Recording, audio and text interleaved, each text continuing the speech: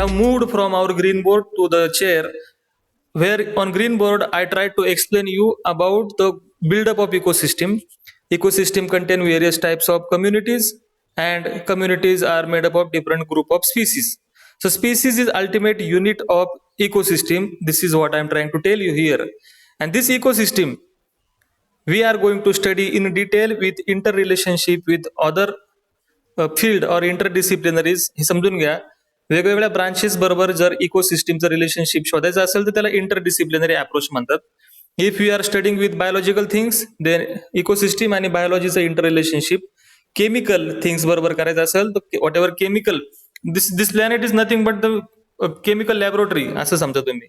हे सॉइल एक केमिकल आहे, वॉटर एक केमिकल आहे, एअर पण एक केमिकलचा फॉर्म आहे. इकोसिस्टीमचं रिलेशन त्याच्याबरोबर तुम्हाला स्टडी करायचंय. तुम्हाला मॅथमॅटिक बरोबर स्टॅटिस्टिक बरोबर इकोसिस्टीमचं इंटर रिलेशनशिप स्टडी करायचंय. So friends, this is your university syllabus of paper first, in which we are going to discuss about interdisciplinary approach and scope. So interdisciplinary word, you know very well what is the meaning of interdisciplinary. Disciplinary means the field of science, and interdisciplinary means interconnection of different fields of science. Here we are talking about ecology, so must be the interrelationship of ecology with different field of science, such as first the biology. So all organisms are included in biology field, so that's why it's obvious to discuss about biological organism in relationship with the ecology is the first approach of ecology study in biology what we are discussing here. So the another interdisciplinary approach is the chemistry.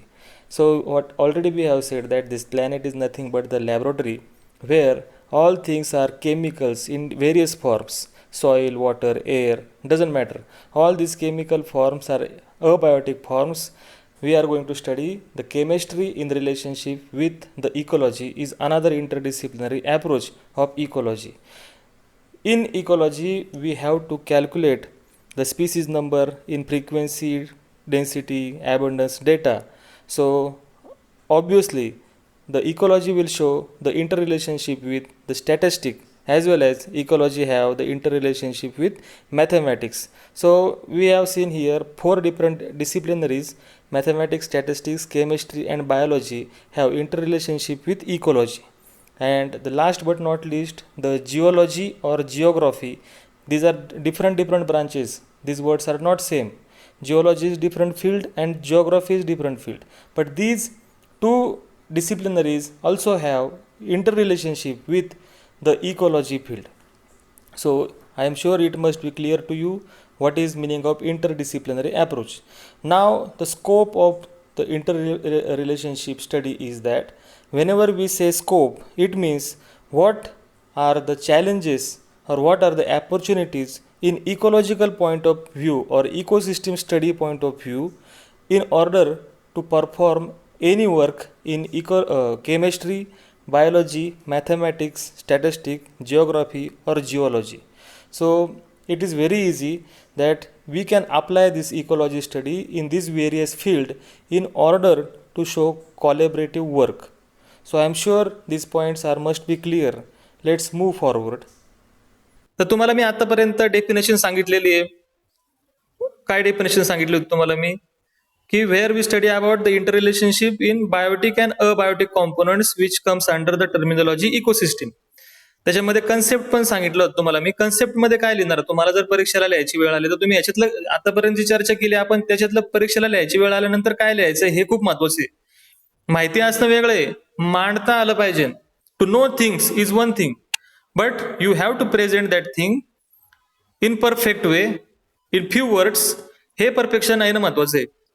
Scope मध्ये तुम्हाला विचारलं, sorry concept मध्ये विचारलं तर तुम्हाला makeup सांगायचंय की एक ऑर्गॅनिझम, नंतर पॉप्युलेशन, मग species the unit of ecosystem, मग कम्युनिटी आणि इकोसिस्टीम बद्दल तुम्ही लिहू शकता, बोलू शकता. हे गोष्टी क्लिअर करून घ्या. इंटरडिसिप्लिनरी अप्रोच बद्दल मी तुम्हाला आताच सांगितलेलं आहे. आता याच्यात सगळ्यात तुम्हाला काही अडचण राहणार नाही. So here is a syllabus where we have completed definition, concept, scope and interdisciplinary approach. आता स्कोप मध्ये काय आहे तर इंटरडिसिप्लिनरी अप्रोच बद्दल तुम्ही लिहू शकता. स्कोप म्हणजे तुम्ही कुठं कुठं अप्लाय करणार ना, इकोसिस्टीमचा अभ्यास तुम्ही काय केलाय, अप्लाय कुठं करायचंय, तर इंटरडिसिप्लिनरी अप्रोच माहिती असेल तरच करू शकता. इंटरडिसिप्लिनरी अप्रोच मध्ये अँथ्रोपोजेनिक किंवा अँथ्रोपोलॉजी एक ब्रांच आहे, म्हणजे माणसामुळे ज्या घटना घडलेल्या आहेत पृथ्वीवरती, व्हॉट एव्हर बॅड थिंग्स और नुकसान किंवा जे काही इम्पॅक्ट अर्थवरती होतोय ते अँथ्रोपोलॉजी मध्ये आपण स्टडी करतो. तर ते इंटरडिसिप्लिनरी अप्रोच मध्ये आहे. पण तुम्हाला जर इकोसिस्टीम बद्दल माहिती झाली तर तुम्ही ते स्कोप मध्ये अप्लाय करू शकता, हे लक्षात घ्या. So after completion, definition, concept, scope and interdisciplinary approach, we are moving towards the final 2 points in first section, that is autecology and synecology. हे जे पहिले 2 पॉईंट दिसतात ते आपल्याला बोलायचे, ऑटोकॉलॉजी and सायनेकॉलॉजी.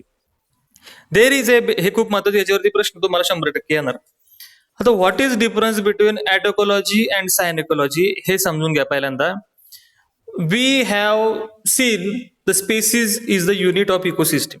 Whenever we study particular species only, फक्त एका स्पीसीजचा जेव्हा आपण अभ्यास करतो, whenever we study about particular species only, then that whole study comes under ॲटोकॉलॉजी. ॲटोकॉलॉजी म्हणजे काय? ॲट म्हणजे एक, हे लॅटिन वर्ड्स आहेत त्याच्यामुळे ते आपल्याला वेगळे वाटतात. Autecology includes the study of single species. आणि ऑन अदर हँड सायनेकॉलॉजी म्हणजे काय? व्हेन वी स्टडी द, हा तेच सांगतोय मी Dhanashree Mane, when we study the different species, when we study the inter relationship of different species with each other. Different species आपण कधी म्हणतो? When we consider different species at community level. लक्षात आलं मला काय म्हणायचंय? फक्त एक स्पीसीजचा जर तुम्ही स्टडी केला तर ॲटोकॉलॉजी, आणि जर अनेक स्पीसीजचा स्टडी केला त्यांच्या इंटर रिलेशनशिपसाठी तर त्याला म्हणायचंय सायनेकॉलॉजी. म्हणजे तुमच्या लक्षात येईल, ॲटोकॉलॉजी फक्त एक शॉर्ट मध्ये एका स्पीसीज बद्दल आहे, आणि सायनेकॉलॉजी हे अनेक स्पीसीज मधलं रिलेशनशिप एकमेकांबरोबर काय आहे. आता याची एक्झाम्पल दिली की तुम्हाला चांगल्या प्रकारे समजेल. ॲटोकॉलॉजी मध्ये आपण एका पर्टिक्युलर स्पीसीजचा अभ्यास करायचा आहे. ती स्पीसीज पुण्यात कशी आहे, जम्मू काश्मीरमध्ये कशा प्रकारची आहे, अमेरिकेमध्ये कशा प्रकारची आहे, ऑस्ट्रेलियामध्ये त्या स्पीसीज मध्ये काय बदल दिसतोय का, या सगळ्या ग्लोबल लेवलवरती जेव्हा तुम्ही एका स्पीसीजचा स्टडी करता, when we study a single species, परत मी हायलाइट करतो, single species at different region of earth, then it comes under autecology. Different region of earth वरती पण जायची गरज नाही. आपल्या कॉलेजचं एक्झाम्पल घ्या, पर्टिक्युलर स्पीसीज आहे, त्या स्पीसीजचं तुमच्या कॉलेजमध्ये डिस्ट्रीब्युशन कशा प्रकारे झालेलं आहे हे तुम्हाला स्टडी करता येतं ॲटोकॉलॉजी मध्ये. म्हणजे मला काय म्हणायचंय नीट समजून घ्या. आता एक पर्टिक्युलर स्पीसीज आहे, ग्रासची स्पीसीज आहे. ग्रास माहिती सगळ्यांना. तर हे ग्रास तुमच्या कॉलेजमध्ये कोणत्या कोणत्या ठिकाणी तुम्हाला पॅचेस मध्ये वाढलेले दिसते. हे करण्यासाठी तुम्हाला ॲटोकॉलॉजीमध्ये त्या डेन्सिटी, अबंडन्स आणि फ्रिक्वेन्सी या 3 गोष्टीमध्ये अभ्यास करावा लागतो. तुमचा सिलेबस जर तुम्ही पाहिला तर या सिलेबसमध्ये तुम्हाला सेपरेट सेक्शन दिलेलं आहे, study of vegetation data with relationship with frequency, density, abundant. आता हे का दिले त्यांनी? तर ॲटोकॉलॉजीमध्ये आपल्याला स्टडी करायचं आहे. त्यासाठी तुम्हाला एका स्पीसीजचं डिस्ट्रीब्युशन कसं झालेलं आहे आपल्या हडपसरमध्ये किंवा पुण्यामध्ये किंवा महाराष्ट्रामध्ये घ्या. महाराष्ट्रामध्ये एखादी पर्टिक्युलर स्पीसीज कुठल्या कुठल्या गावामध्ये सापडते, पण त्यांची संख्या किती आहे, ते त्यांची वाढायची पद्धत कशी आहे, एकमेकाच्या जवळ वाढतात का एकमेकापासून अंतर ठेवून वाढतात, एका पर्टिक्युलर रिजन मध्ये सापडतात का त्या, म्हणजे एखाद्या गावात, प्रत्येक गावात तुम्हाला ती स्पीसीज दिसते, पण ती फक्त पाण्याजवळच वाढते किंवा पाण्यापासून लांब वाढते, ग्रुपनी वाढते का एकच झाड दिसते प्रत्येक गावात. तुमच्या लक्षात आलंय का मला काय म्हणायचंय? एका स्पीसीजचं फक्त आपल्याला डिटेल स्टडी करायचंय. कमेंट करा इथं की तुमच्या लक्षात आलंय का डोक्यावरून गेले, म्हणजे मला कळलं मी काय बोलतोय. आदेश lower, yes. Chaudhary, Tate, thank you. So what I am trying to tell you here is that we are going to study about only one. खूप सोपं आहे हे, याच्या जास्त लोड घ्यायची गरज नाही. We are going to study only one species. Study करण्यासाठी तुम्हाला त्याचा एक एक फॉर्मॅट फॉलो करायला लागतो. मॅथमॅटिकल का म्हणले मग अशी इंटरडिसिप्लिनरी अप्रोच मध्ये we are going to study some mathematical, we are going to give some mathematical approach here, we are going to give some statistical approach here. So which type of mathematical statistical approach? We are going to find out the density of that species. We are going to find out abundance and frequency of that species. I'm not going to explain detail density, abundance, frequency here because those points will be repeated separately where we will study about them very well manner. इथं फक्त लक्षात घ्या की एका स्पीसीचा अभ्यास करायचा आहे भाऊ आपल्याला, बाकी काय नाही. बरं, आता हे झालं एका बाबतीत, ऑटोइकोलॉजीच्या बाबतीत. दुसरं काय आहे तर सायनेकोलॉजी. सायनेकोलॉजी म्हणजे एक दुसरा ब्रांच आहे किंवा दुसरा प्रकार आहे इकोसिस्टीमचा स्टडी करायचा. हे खूप मोठा प्रकार आहे, एक लक्षात घ्या. सायनेकोलॉजीमध्ये we study at community level. आपण कम्युनिटी लेवलवरती अभ्यास करतो. एका पर्टिक्युलर एरियामध्ये किती स्पीसीज आहेत, त्यांचं एकमेकांबरोबर काय रिलेशन आहे, एकमेकांबरोबर काय रिलेशन आहे म्हणजे कोण कोणाचा चुलता मामा असं नाही. एकमेकांबरोबर काय रिलेशन आहे म्हणजे कोण कोणावर डिपेंडेंट आहे, who is the primary producer of that area, who is top consumer of that area, who is carnivorous, whose carnivores are present in that area, how many different types of herbivores are present in that area. So in relation with the community level, we have to study the ecosystem in synecology terminology. Synecology is somewhat a big terminology. हा मोठा प्रकार आहे हा खूप. तर याच्यामध्ये एक सुंदर उदाहरण आपण पाठीमागे एकदा बोललो होतो while we were studying about plant physiology. I would like to share one photograph. तर हा एक फोटोग्राफ आहे. In this photograph you can clearly see that there is a sea where plant is growing. समुद्रात झाड वाढते आणि हे काय तुम्ही म्हणा अरे वा समुद्र पाणी पाण्यात झाड, एवढं सोपं नाही हे. तर ह्याच्यामध्ये अजून एक फोटोग्राफ मी दाखवतो तुम्हाला, तुमच्या लक्षात येईल मला काय म्हणायचे. प्रत्येक वेळेस त्याला सॉर्ट करायला लागते जरा अवघड. हा फोटोग्राफ. तर here is a region which is showing the shore of sea. Shore म्हणजे किनारा आहे, किनाऱ्याचा भाग आहे. Where the plant is growing which is known as mangroves. Mangroves MANGROVE mangrove. Mangrove नावाचं एक प्लांट आहे. या प्लांटला तुम्ही जर नीट ऑब्झर्व केलं तर you will find the most of the area is above the water but that plant is somewhat submerged in the water. पाण्यामध्ये काही भाग आहे आणि पाण्याच्या बाहेर थोडा भाग आहे. आणि these plants generally occur on the shore. किनाऱ्याला सापडतात समुद्राच्या खाऱ्या पाण्याच्या. So why these plants are so important? Because these plants are famous for the terminology which is ecological restoration. Ecological restoration हा एक प्रकार आहे. एखाद्या ठिकाणची इकोसिस्टीम डिस्टर्ब झाली तर त्या ठिकाणची इकोसिस्टीम नीट करण्यासाठी रिस्टोरेशन म्हणतात. तर इकोलॉजिकल रिस्टोरेशन मध्ये मँग्रुव्हचं एक्झाम्पल फेमस आहे.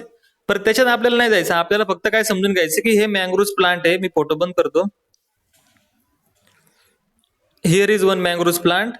दिस mangrove plant shows some sort of interaction with other organisms which shows significant impact on the ecosystem of that area. म्हणजे काय तर त्या झाडामुळं कितीतरी ऑर्गॅनिझमला स्वतःचं घर भेटतंय. Many birds, many insects, many reptiles, many amphibians are dependent upon that plant somehow to complete their life cycle. का तर लोकांना लक्षात आल्यानंतर की हे प्लांट काढल्यानंतर फक्त एक स्पीसीज काढल्यानंतर त्या एरियातली, लक्षात घ्या लोकांची ऑब्झर्वेशन बघा, eradication of mangroves from that area impact upon many species in that area. म्हणजे तुम्ही प्रत्यक्ष दुसऱ्या कुठल्या स्पीसीजला काही त्रास दिलेला नाही, तुम्ही फक्त मँग्रुव्हचे प्लांट काढले. तर त्यांना असं जाणवलं की एक प्लांट काढलं म्हणजे एक स्पीसीज तिथली काढली, गायब केली, तर त्याचा परिणाम हा 15 ते 20 स्पीसीज वरती होतोय. आणि 15 ते 20 स्पीसीज वरती होत असेल तर त्याचा परिणाम त्या पूर्ण एरियावरती होतोय आणि तिथली बायोडायव्हर्सिटी डिक्रीज होते. बायोडायव्हर्सिटी डिक्रीज होते म्हणजे काय, जैव विविधता कमी होते. Already I have told you that what is biodiversity. Biodiversity means the study of, काय सांगितलं तुम्ही, तुम्हाला कमेंट करा बरं, बघू तुम्ही किती ध्यान हवे. बायोडायव्हर्सिटी म्हणजे काय सांगितलं तुम्ही, तुम्हाला गुगलवर सर्च करून नका सांगू, मी काय सांगितलं ते सांगा. Bio means living organism, diversity means variation and variability among that organisms. Example साठी घ्या, कॅट फॅमिली घ्या. एक सारखे दिसणारे बऱ्याचशा कॅट्स आहेत आपल्या घरातले, मांजर आहे, वाघ आहे, लॉयन आहे, लेपर्ड आहे, अशा वेगवेगळे कॅट फॅमिलीचे मेंबर आहेत. त्यांच्यामध्ये मॉर्फॉलॉजिकल फीचर बऱ्यापैकी सेम आहे. Although there is difference, the little difference is variability and major difference is variation. The difference between cat and dog is variation, but difference between the house cat and tiger is variability. Variation आणि variability हे वेगवेगळ्या terminology आपण use करतो. बरं ठीक आहे, असो. कुणीच कमेंट नाही केली का? मला दिसत नाही कमेंट. केली ओके. आता हे आपलं चर्चा काय चालली होती की autecology and synecology are different ways to study ecosystem, where ecology in which we study about particular species only in relationship with the species and only species, तिचं आणि फक्त तिचं डिस्ट्रीब्युशन इन डिफरंट एरियाज कशा प्रकारचे, तिचं distribution वेगवेगळ्या एरियामध्ये study करण्यासाठी डेन्सिटी, अबंडंट, फ्रिक्वेन्सी सारख्या टर्मिनॉलॉजी यूज करतो आपण. ऑन अदर हँड सायनेकॉलॉजी मध्ये आपण inter relationship of different species study करतो. एका स्पीसीजचा इम्पॅक्ट दुसऱ्या स्पीसीज वरती होऊ शकतो का? अजून एक एक्झाम्पल सांगायचं तर हनीबी माहिती सगळ्यांना. हनीबी बद्दल ऐकलंय का तुम्ही? हनीबी माहिती ना, मधमाशी. येस. तर what is honeybee is, why honeybee is so important? If the population of honeybee decrease, it will automatically going to affect upon agriculture system. Agriculture वरती परिणाम होणार आहे, तुमच्या फ्लोरिकल्चर वरती परिणाम होणार आहे, तुमच्या फ्रूट कल्चर वरती परिणाम होणार आहे. खूप मोठं नुकसान या इकोसिस्टीमचं होऊ शकतं एका हनीबीच्या गेल्यामुळे. Very good Dnyanesh. Because honeybee are the pollinator, main primary pollinator. These pollinators if absent from that area, the pollination will not takes place. Pollination नाही झालं तर तुमच्याकडे फ्रूट फॉर्मेशन नाही बघायला भेटणार. फ्रूट नाही तर सीड नाही, सीड नाही तर पुढची जनरेशन नाही. तर हे खूप एकमेकांना, आता तुम्ही मला सांगितलं, तुमच्या लक्षात आलं असेल की हनीबीचं रिलेशनशिप प्लांट बरोबर आहे. तर हे आहे आपल्याला सायनेकॉलॉजी मधला स्टडी. सायनेकॉलॉजी बद्दल बोलतोय आपण, आपल्याला सगळं माहिती असतं, पण आपल्याला प्रॉब्लेम असा आहे की नेमकं कशात मांडायचं हे माहित नसतं. तर या गोष्टी आपण इथं स्टडी केलेल्या आहेत.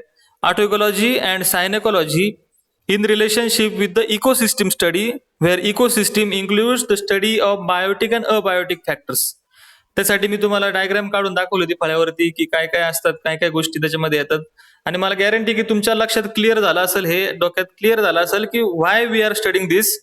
हे गोष्ट लक्षात घ्या, whatever you are studying here, one day you will have to give an application of your knowledge in competitive exam, in live field or your teaching field. कुठल्या कंपनीत काम करत असाल, ही गोष्ट डोक्यात ठेवून काम करायचं आहे आपल्याला. आपल्याला या नेचर बरोबर जगायचे, नेचरच्या प्रॉब्लेम वाढवायचे नाहीयेत, जे प्रॉब्लेम ऑलरेडी आहेत त्यांना कमी करायचे. ह्याच्यासाठी हा सिलेबस पोरांना दिलेला आहे. त्याच्यामध्ये वेगवेगळे पोल्युशन वगैरे पण स्टडी असतो, जो एन्व्हायरमेंटल सायन्सचा स्टडी आहे. आता फक्त एन्व्हायरमेंटल सायन्स नाही म्हणलं इथं. हे बघा, हा पेपर तुमचा एन्व्हायरमेंटल सायन्स नाही तर इकोसिस्टीमचा पेपर आहे, इकोलॉजीचा पेपर आहे. एन्व्हायरमेंटल सायन्स मध्ये आणि याच्यामध्ये काय फरक आहे? एन्व्हायरमेंटल सायन्स आणि याच्यामध्ये खूप साम्य आहे, पण एन्व्हायरमेंटल सायन्सच्या एक पाऊल पुढं आहे इकोसिस्टीमचा स्टडी. बऱ्याच वेळेला असं होतं की एक आयलँड फॉर्म होतं, एखाद्या समुद्रामध्ये व्हॉल्कॅनिक इरप्शन होतं. त्या व्हॉल्कॅनिक इरप्शनमुळं ज्वालामुखी समुद्रावरती सरकतो आणि तो थंड होतो. Once it cools down, there you will find नवीन स्पीसीज तिथं मायग्रेट होतात. सुरुवातीला तिथं काहीच नसतं, सुरुवातीला दगड असतो बघ, नंतर मग त्या दगडाचं सॉइल मध्ये रूपांतर होतं with the help of lichens. Once soil formation takes place, plants will grow, animal will come there, insect will come there, they all interact with each other, आणि मग तिथं तुम्हाला इकोसिस्टीम एस्टॅब्लिश झालेली बघायला भेटेल. हे खूप सुंदर एक्झाम्पल आहे कुठलं आयलँड कसं तयार होतं. You will get plenty of videos on YouTube about island formation process. So here what I am trying to say is that through ecosystem point of view ने तुम्हाला काय बघायचंय, which species comes first, who are the pioneer species, which species come second आणि which species come last, सगळ्यात शेवटी कोण येतं. तर हे सगळं इंटर रिलेशनशिप मध्ये तुम्हाला एक एक्झाम्पल सांगतो मी. यु नो बर्ड्स फ्रुट्स खातात, त्यांच्या बीकच्या साईजने ते फ्रुट्स खातात, बोराच्या आकाराचे फ्रुट्स ते प्रेफर करतात.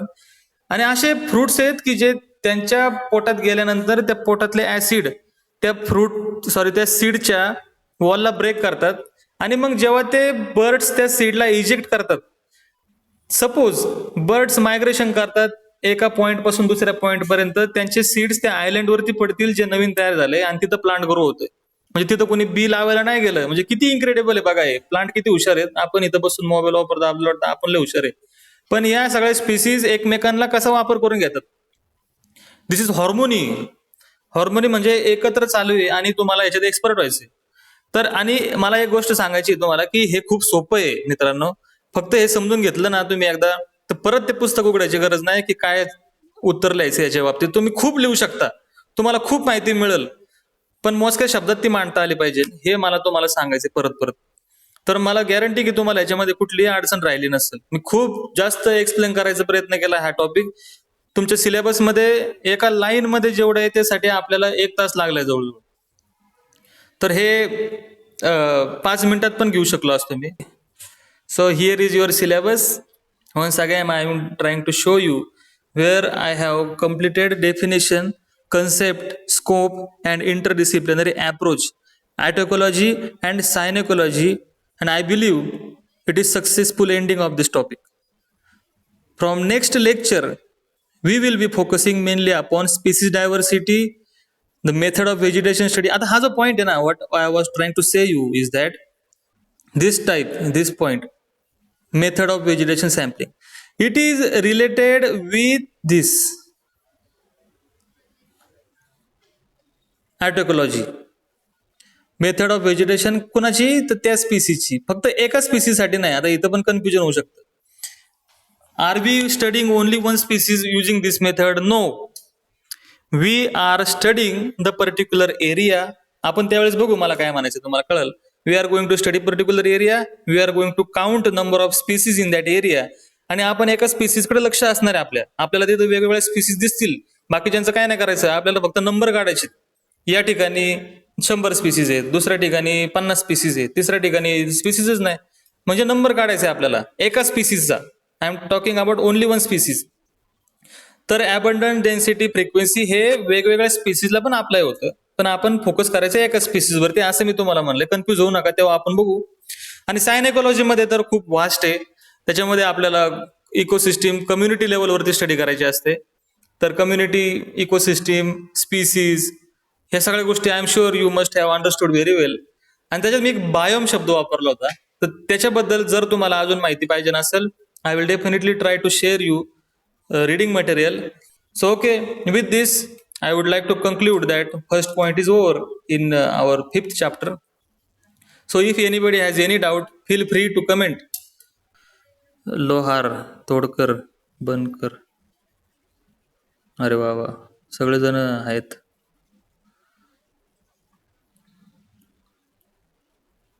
व्हेरी गुड, चांगलं. तुम्ही लक्ष देऊन ऐकताय. तुमच्या वयात आम्ही एवढं सिरियस नव्हतो, फ्रँकली स्पीकिंग. काय चाललंय हेच माहित नव्हतं, काय करायचं हे पण माहित नव्हतं, का करायचं हे पण माहित नव्हतं. या लेक्चरमध्ये जे मी बोर्ड समोर बोललोय आणि जे इथं बसून बोललोय, याच्यात काय अडचण असेल तर नक्की मला विचारा कधीही. आता आपण थांबू इथं, पुढच्या लेक्चरला भेटू.